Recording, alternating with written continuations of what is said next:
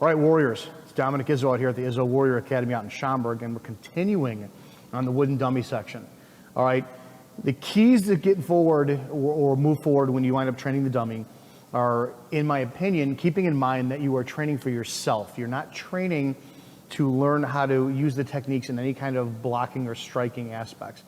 You know, if we look at Wing Chun as a totality, Wing Chun has no blocks. Wing Chun is all attacking. So what we're doing is we're learning to sharpen and utilize all of our weapons, and the dummy allows us to do so through position. Okay? Keep in mind that one of the attributes that I think that we as Americans specifically lack is patience. Patience in training, repetition, and really perfecting our craft. And that's why when you look at the Japanese and you look at Chinese and you look at Koreans, they're flawless in their movement, and they're just absolutely beautiful when it comes down to forms and katas and skill sets. And then when we all, doesn't matter if we're American or Asian, when we all wind up throwing our hat into the ring as far as combat goes, combat's a mess. Okay, so keep that in mind. When it comes down to this type of training, you want to train for perfection, and the dummy absolutely allows that.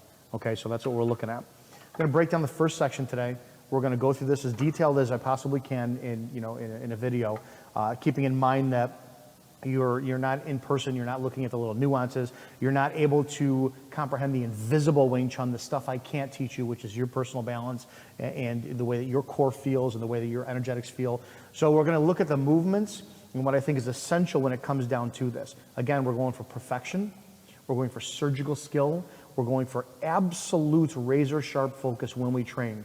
We train slow, we train methodical, we train very poignant, and we train purposefully on the dummy, okay?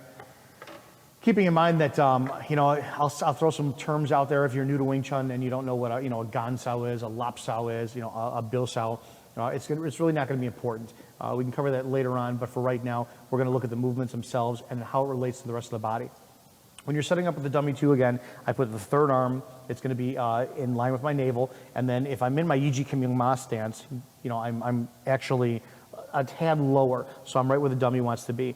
These are not my shoulder height, the top arms. These are for training purposes only. Again, understanding that my sternum height, I'm going to have the most power, and that's what I want to utilize. First movement in the dummy, when I wind up measuring my distance from it, I want to put my palm on it, and I want to relax. I have a little bit of pliability in my arm, and that's where my skill set's going to start, understanding that this is my range for power, okay? I line up the dummy with my mun sao, my wu sao, my asking hand and my answering hand. You're going to see that my answering hand is about a fist and a half length away from my body. Okay, that's where this is. And then my mun sao hand actually almost makes contact with the dummy itself, and that gives me a little bit of settling back almost in my heels for my weight distribution, okay? My first movement it's going to be the definition of how we learn to generate that inch power. Remember Bruce Lee's 1-inch punch? Believe it or not, this is where it stems from. It stems from the dummy form. It's our bil sao. And we're going to relax, and we're going to a little bit of a rise, and we're putting our energy into the dummy. And that's all that Bruce Lee 1-inch punch was. It was transferring your body weight into your opponent. And you're learning the concept of that through this first movement, bil sao. Keeping in concept of my hands going over each other and never deviating off of a center line, I'm going to then palm strike, turn, and lap sao all in one movement. Okay? That's all I do. I pull down, I strike, and I'm in a stance, I'm sunk. Then I come to the back of the dummy, and I pull.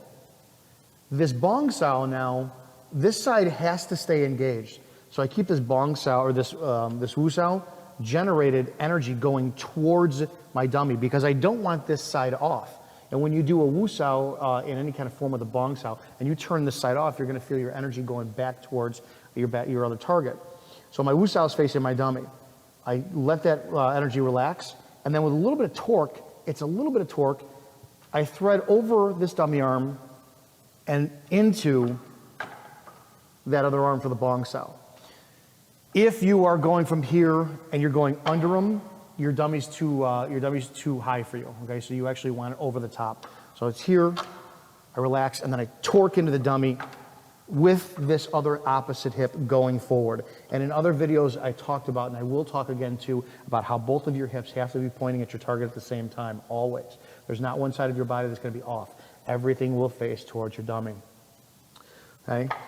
Boom, here, boom. From here, keeping contact with the dummy, I'm going to step and face the dummy, and then this is going to low strike towards the ribs.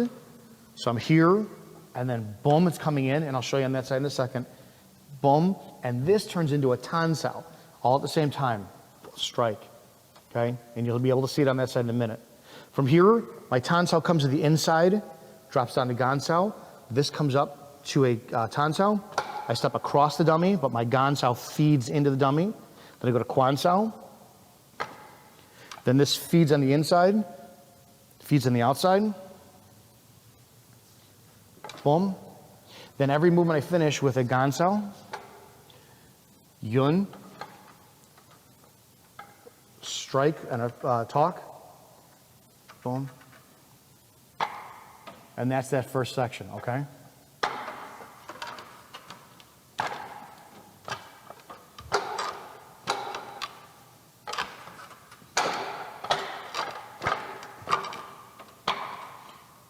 And there's so much, we're going to do the other side in a minute too, but there's so much in the rising and the sinking and both sides being focused on the dummy at the same time. You may turn, but the other side's going to be engaged, ready to go. You know, if I'm here, this has to be focused and ready to go. This is the beauty of Wing Chun. It's a snake and a crane. The snake is already ready, always ready to launch. All right? So again, Yuma. I'm learning to rise that energy up. Strike. Boom. Torque. Torque into the dummy. Turn, strike. Into the dummy, even though I turned, it goes into the dummy, into the dummy, into the dummy, and boom. Let's do the other side, all right?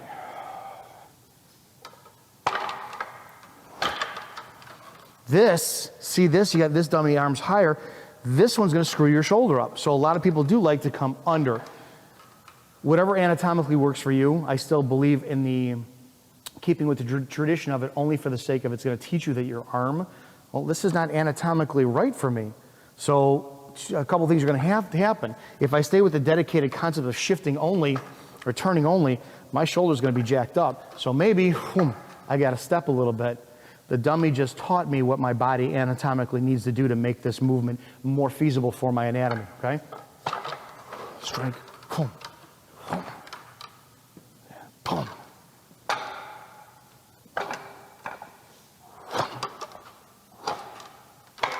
And this time we go low. That's the end of the first section. So again.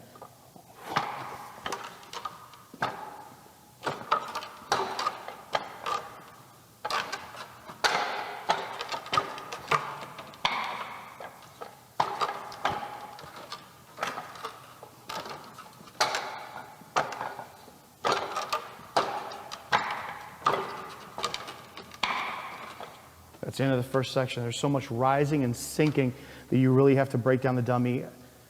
You have to break it down so detailed to find all the little nuances in the movement. You can't just whack it with your arms because it's not the purpose of the dummy, okay? The purpose of the dummy is to feel that maybe rising here, and I'm rised up out of my center of gravity a little bit, and I turn and I sink. I turn and I sink here to pull down an arm, but at the same time I'm turning and I'm rising, so it's conflicting ideology. How am I turning and sinking, but turning and rising? You have to discover that in your own body. And then here, we know that the bong is not a defensive movement. You know, the bong sao is an attacking movement. So here, I'm still going into my dummy, and I'm here adhering, snaking and going forward. And the bottom, you can't see in the bottom of the leg. I'm going to check that leg into the dummy at the same time. And then I'm still coming into the dummy. I'm still coming into the dummy. I'm facing the dummy, even though my center line's going that way. And I'll come inside and outside, and get that torque. Learn to get that torque, that step, that plant, that torque all at the same time. Rise and I sink. And I'm going to pull this down. The other side. Rise. Get everything turned at the same time.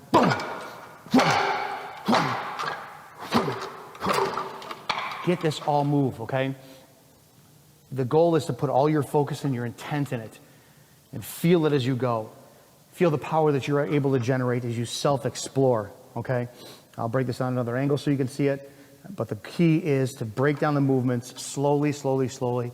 Maintain true, to your position where you're supposed to be. So that you're comfortable enough with your body. So you can deliver that power and not violate that, because the dummy is a static tool that allows you to train exactly how you're supposed to. Okay? One section down, and believe me, you could spend months and months and years on each section. And there's 7 sections.